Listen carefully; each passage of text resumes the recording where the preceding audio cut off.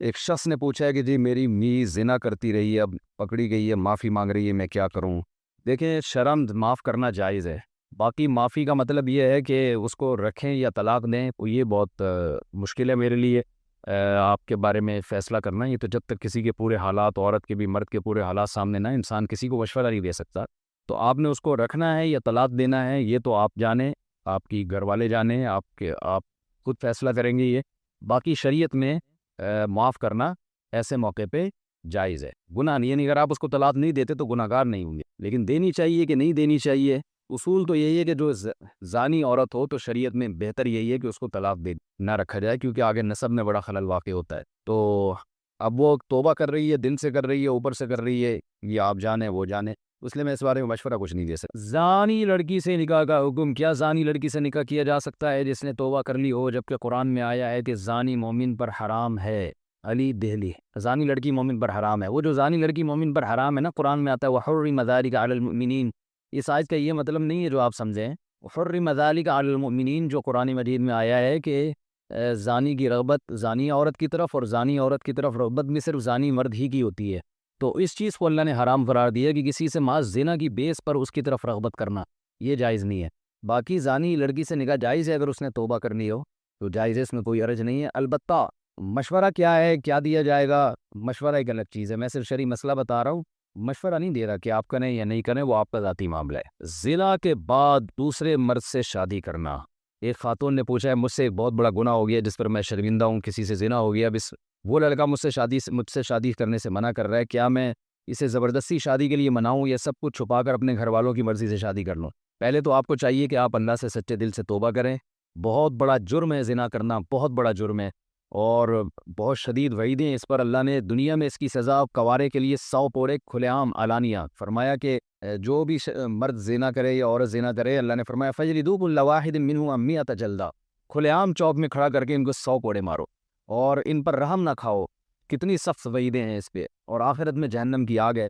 تو آپ کو چاہیے کہ اب آپ سے غلطی ہو گئی، آپ اللہ سے گڑ گڑا کے، خوب گڑ گڑا کے توبہ کریں، اور آئندہ کے لیے عزم کریں یہ گناہ دوبارہ نہیں کریں گی۔ اور اب جہاں آپ کے والدین کہہ رہے ہیں دوبارہ آپ وہاں شادی کر لیں، اور زندگی بھر کے لیے اس کو چھپا دیں، آپ کسی کے سامنے اس کو ظاہر نہ کریں۔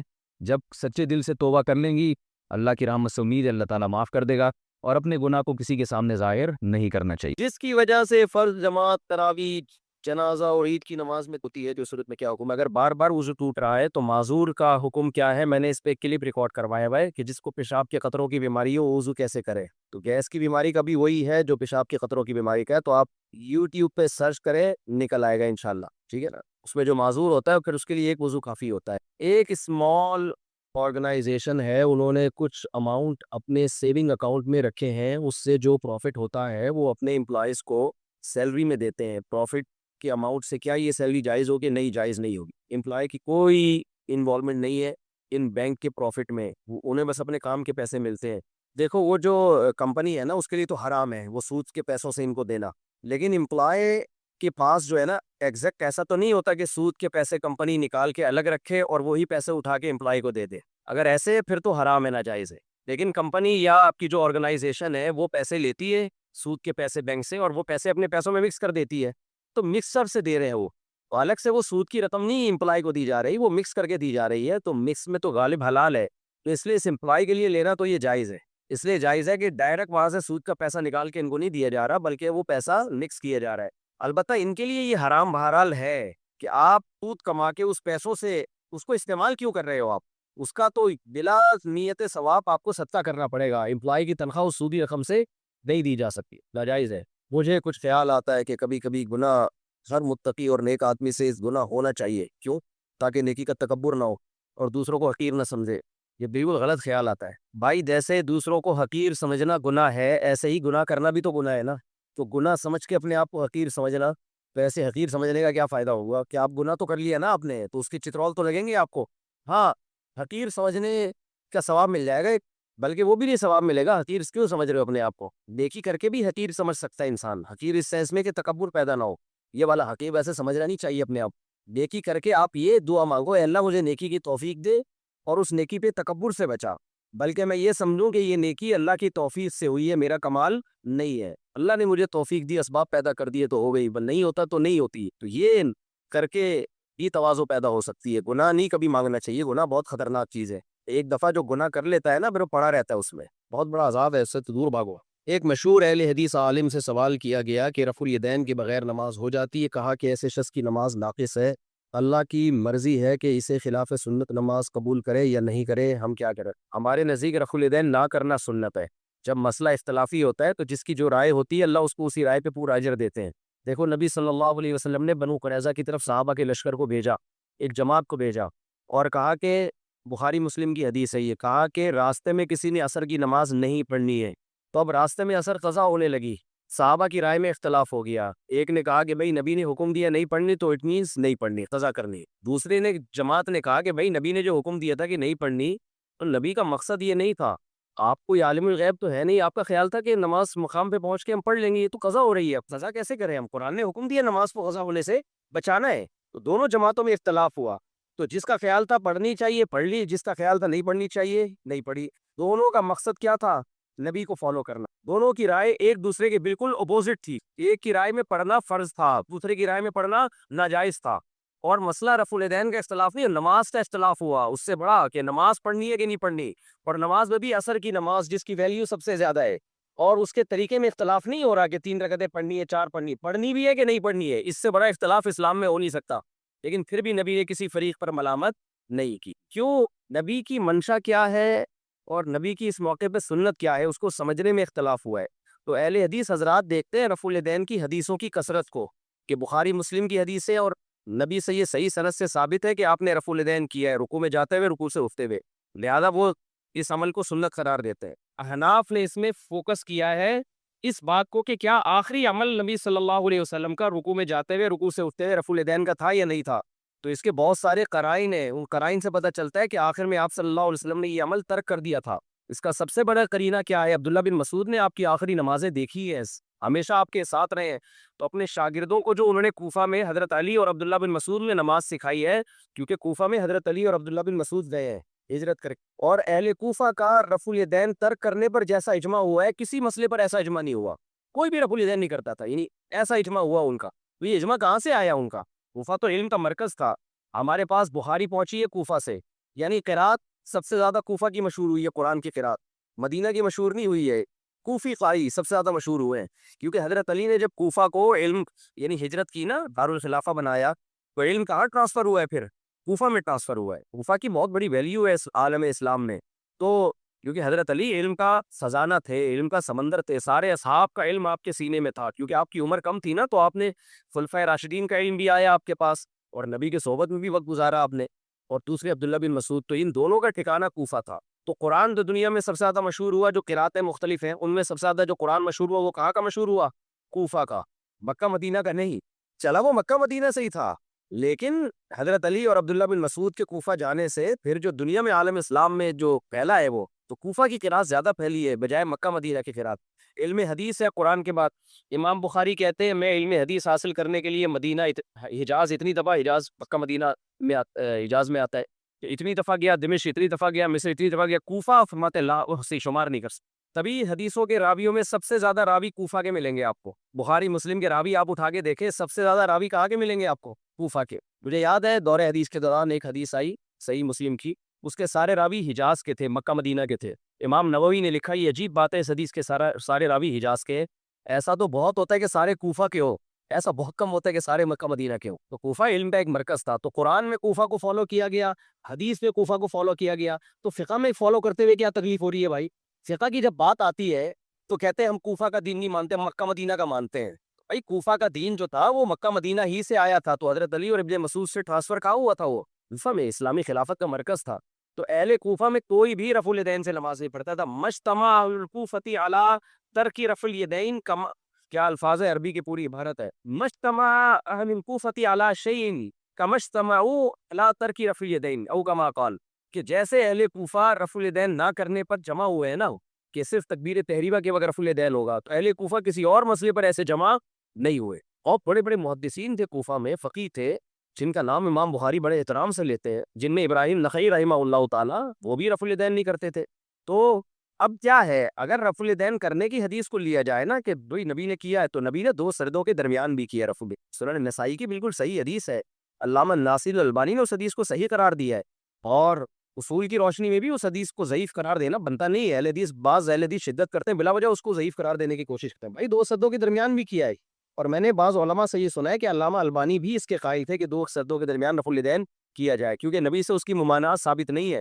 تو اہل حدیث ہم سے اکثر یہ سوال پوچھتے ہیں کہ نبی نے کہاں منع کیا کہ تکبیر تحریمہ کے علاوہ نہ کیا جائے، تو ہم کہتے ہیں نبی نے یہ کہاں منع کیا کہ 2 سجدوں کے درمیان۔ دیکھیے غسل کرتے ہوئے اپنے سطر کو ہاتھ لگا کے ہی دھویا جاتا ہے، آپ پتہ نہیں کس طرح سے، یعنی کیسے آپ کہہ رہے ہیں کہ ہاتھ لگا سکتے ہیں، تو ہاتھ نہیں لگائیں گے تو دھوئیں گے کیسے اس کو؟ تو ہاتھ لگا کے اچھی طرح سے اس کو دھونا چاہیے، جہاں بھی ناپاکی لگی ہوئی ہے پھر ہاتھوں کو اچھی طرح دھونا چاہیے۔ صحیح بخاری مسلم کی حدیث ہے کہ آپ صلی اللہ علیہ وسلم پر جب غسل فرض ہوتا تھا تو آپ صلی اللہ علیہ وسلم سب سے پہلے اپنی جگہ سے جہاں بھی آپ نجاست لگی ہے اس کو اچھی طرح ہاتھ سے صاف کرتے تھے، اس کے بعد آپ صلی اللہ علیہ وسلم اپنے ہاتھ مبارک کو زمین پہ اچھی طرح سے رگڑ کے صاف کرتے تھے۔ یہ خود اس بات کی دلیل ہے کہ منی جو ہے ناپاک ہوتی ہے، کیونکہ غسل جنابت میں امی عائشہ فرماتی ہیں آپ صلی اللہ علیہ وسلم ایسا کرتے تھے، تو اس ہاتھ کو بھی جس پہ منی لگی ہوتی تھی اس کو بھی پھر آپ صلی اللہ علیہ وسلم زمین پہ اچھی طرح رگڑتے تھے، تاکہ وہ بھی رگڑنے سے چیزیں پاک ہو جاتی ہیں۔ تو یہ نبی صلی اللہ علیہ وسلم کا طریقہ ہے کہ آپ جب واش روم میں جائیں تو آپ پہلے جہاں جہاں جسم پہ گندگی لگی ہے اس کو اچھی طرح سے دھوئیں، اس کے بعد ہاتھوں کو آپ اچھی طرح سے، آج کل زمین پہ مٹی نہیں ہوتی تو صابن ہے، صابن سے اچھی طرح سے آپ ہاتھ دھو لیں تو انشاءاللہ وہ پاک ہو جائیں گے، اور صابن نہیں ہے تو پانی سے اچھی طرح رگڑ لیں تو بھی ہو جائیں گے۔ یہ وہمیوں کے لیے میں نے بتا دیا، ورنہ وہمی جو ہے وہ صابن کے انتظار میں بیٹھا رہے گا، دوپہر کو نکلے گا وہ واش روم سے صبح کے گیا ہوا، وہ کہے گا مفتی صاحب نے کہا تھا صابن، تو صابن میں نے ویسی مثال دے دی، اس سے آسان ہو جاتا ہے، جرمز مر جاتے ہیں، لیکن اگر آپ پانی سے بھی اچھی طرح ہاتھ رگڑ لیں گے تو انشاءاللہ پاک ہو جائیں گے۔ باقی یہ کہ سطر کو چھونے سے وضو نہیں ٹوٹتا، بعض فقہا کی رائے ہے کہ وضو ٹوٹ جاتا ہے، لیکن عبداللہ بن مسعود رضی اللہ تعالیٰ عنہ کا بھی قول ہے، اور اسی پر امام حنیفہ کا فتویٰ ہے کہ سطر کو ہاتھ لگانے سے وضو نہیں ٹوٹتا، تو فقہ حنفی میں اسی پر عمل کیا جاتا ہے، نہ دیکھنے سے نہ ہاتھ لگا۔ دیکھو ہم کو جو مذہب میں علماء کی ضرورت ہے نا، موٹی موٹی باتوں میں علماء کی ضرورت نہیں ہے، جب آپ مسائی کی طرف جاتے ہیں، فقی مسائل، اس میں ضرورت پڑتی ہے جو لوگ اس فیلڈ کے ایکسپرٹ، جو موٹی موٹی باتیں قرآن و سنت نے بیان کی ہیں نا، ان میں تو عالم کو بھی دیکھا جائے گا کہ اگر یہی بیان کر رہا ہے تو یہ عالم ہے، اس کے علاوہ بیان کر رہا ہے تو یہ عالم ہی جاہل ہے۔ جیسے زکوٰۃ اسلام میں ہے یا نہیں ہے؟ یہ تو قرآن میں جگہ جگہ ہے، زکوٰۃ اجماعی مسئلہ ہے، رمضان کے روزے فرض ہیں، 5 نمازیں فرض ہیں، ماں باپ کا احترام فرض ہے۔ اب کوئی مفتی صاحب بیٹھ کے تقریر کریں کہ اسلام میں ماں باپ کا احترام نہیں ہے، اسلام میں رمضان کے روزے نہیں ہے، شوال کے روزے ہیں، اب آپ اس مفتی سے کوئی جاہل گوار دیہاتی اٹھ کے تقریر کریں یہ مفتی غلط کہہ رہا ہے، لوگ اس جاہل سے کہیں کہ مفتی وہ ہے یا تو ہے، وہ پڑھا لکھا ہے بھائی، تو ٹماٹر اگاتا ہے، پیاز اگاتا ہے، تجھے زیادہ پتہ ہے یا اسے زیادہ پتہ ہے؟ شریعت کی بات علماء سے پوچھی جائے گی نا، تو اس موقع پر یہ بات درست نہیں، بھائی شریعت کی بات علماء سے پوچھی جائے گی، لیکن جو بالکل دو اور دو چار کی طرح اجماعی مسئلے ہیں ان میں تو عالم کو بھی پرکھا جائے گا کہ یہ اس کے مطابق بیان کر رہے ہیں تو ٹھیک ہے، اس سے ہٹ کے بیان کر رہے ہیں تو یہ عالم ہی ٹھیک نہیں ہے، تو وہ گوار دیہاتی کہہ سکتا ہے کہ بھائی شریعت کی بات علماء سے پوچھی جائے گی، نماز پڑھنی کیسے علماء بتائیں گے، سجدہ صاحب کب واجب ہوتے ہیں علماء بتائیں گے، رمضان کا روزہ کن کن چیزوں سے ٹوٹتا ہے علماء بتائیں گے، یہ رمضان کا روزہ ہی غائب کر دیا تو یہ عالم نہیں ہے، جاہل ہے، یہ تو اجماعی مسئلہ ہے، تو خوب سمجھ لو میڈیکل سائنس کے کچھ مسئلے اجماعی ہیں، میڈیکل سائنس سے مراد ہے انسانی صحت، اس کے کچھ مسئلے کیا ہیں، اجماعی ہیں، ان میں اگر کوئی میڈیکل رپورٹ آپ کے سامنے اس کے خلاف آتی ہے تو رپورٹ کو بکری کو کھلا دیا کرو آپ جا کے، سمجھ رہے ہو؟ وہ اجماعی کیا ہے کہ نیچر کی بغاوت کبھی بھی صحت کے لیے مفید نہیں ہو سکتی، یہ جو لڑکے ہاتھ سے خواہشات پوری کرتے ہیں یہ نیچرل نہیں ہے، یہ نیچرل نہیں ہے، یہ ڈاکٹر تو کہے گا باڈی کو کوئی نقصان نہیں ہے، دیکھو جو لڑکوں سے بدفعلی کرتے ہیں باڈی کو ان کے کوئی نقصان ہوتا ہے؟ مینٹلی بیڑا غرق ہو جاتا ہے ان کا، اتنا بیڑا غرق ہوتا ہے کہ لوط علیہ السلام کہہ رہے ہیں کہ تم عورتوں سے شادی کرو، وہ کہہ رہے ہیں ہمیں عورت سے نکاح میں کوئی رغبت نہیں ہے، وہ جو ہارمونز باڈی میں جو انسان میں خواہشات کو بھڑکاتے ہیں، ان ہارمونز کی ایسی کی تیسی ہو گئی تھی کہ نہیں ہو گئی تھی لوط علیہ السلام کی قوم کی؟ ابے کیا ہو رہا ہے، کیوں سمجھ میں نہیں آ رہا؟ تو اللہ نے آپ کے اندر ایک خواہش عورت کے لیے رکھی ہے، وہ ہاتھ سے پوری کر رہے ہو اور آپ کہہ رہے ہو کوئی نقصان نہیں ہوگا، تو کیوں نہیں ہوگا نقصان بھائی؟ جو کام جس کام کے لیے خدا نے پیدا کیا ہے رکھا ہے وہ آپ اس کے علاوہ اپنی پوری کر رہے ہو، یہ ڈاکٹر بیڑا غرق کر دیں گے آپ کا۔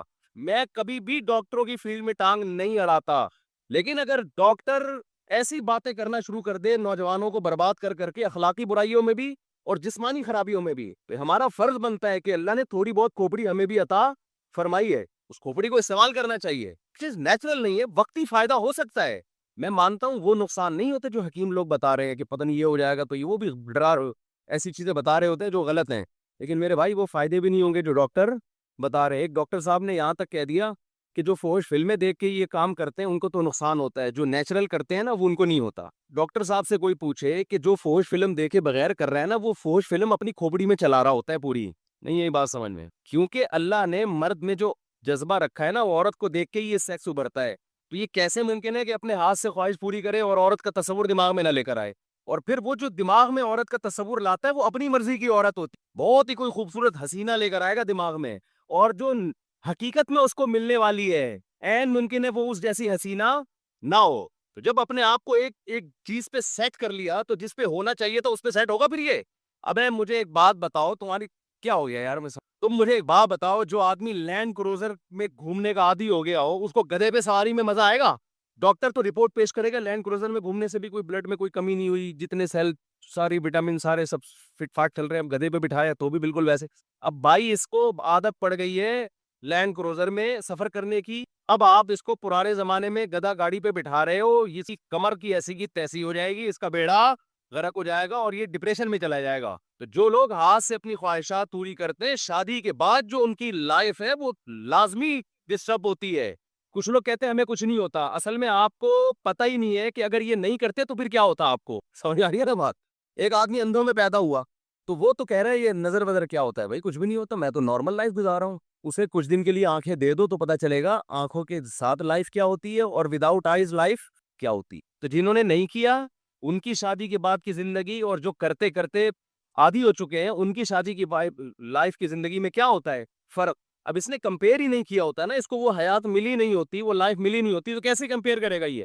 تو وقتی فائدے تو ہو جاتے ہیں، وقتی تو چھٹا لگانے میں بھی ہوتے ہیں بھائی، ریلیکس ہو جاتا ہے۔ تو ڈاکٹر یہی کہہ رہا ہوتا ہے کہ ڈپریشن میں جا رہے ہیں تو یہ کام کر لو تو ذرا ریلیکس ہو جاؤ گے۔ وقتی طور پر سب کچھ ہوتا ہے، فائدہ ہوتا ہے، لیکن اس کے دور اثر نتائج وہ نقصان دہ ثابت ہوتے ہیں۔ یہ ریلیکس ایسا ہی ہے کہ آپ اگر برداشت کر لیں نا اپنی خواہش کو، وقتی نقصان ہوگا لیکن آہستہ آہستہ برداشت کرنے کی عادت پڑ جائے گی اور پھر یہ ٹھڑک پیدا ہی نہیں ہوگی۔ لیکن جس نے اپنے آپ کو اس طرح ایک دفعہ کیا تو پھر ایک دفعہ نہیں ہوگا، پھر 2 دفعہ ہوگا، پھر 3 دفعہ ہوگا، پھر بار بار یہ ٹھڑک ختم ہونے کے بجائے اور زیادہ بڑھتی رہے گی۔ یہ نشے کی طرح ہے، یہ بالکل ایسے ہی ہے جیسے کوئی ٹینشن میں تھا، آپ نے اس کو تھوڑی شراب پلا دی کہ یار تھوڑا ریلیکس ہو جائے گا، تو وہ ریلیکس تھوڑی ہوگا، اب دوبارہ ٹینشن میں آئے گا اور جلدی آئے گا ٹینشن میں۔ پہلے تو ٹائم کے بعد آ رہا تھا، اب جلدی آئے گا ٹینشن، اب پھر ایک گھونٹ پیا 2 گھونٹ پیے گا، پھر ایک بوتل پہ آئے گا، پھر 2 بوتل پہ آئے گا، پھر وہ بن جائے گا شرابی۔ تو اس لیے جو اللہ رسول نے کہا ہے نا وہ غلط نہیں ہو سکتا۔ اللہ میاں نے ہمارے لیے ایک ہی آپشن رکھا ہے بھائی، نکاح کرو،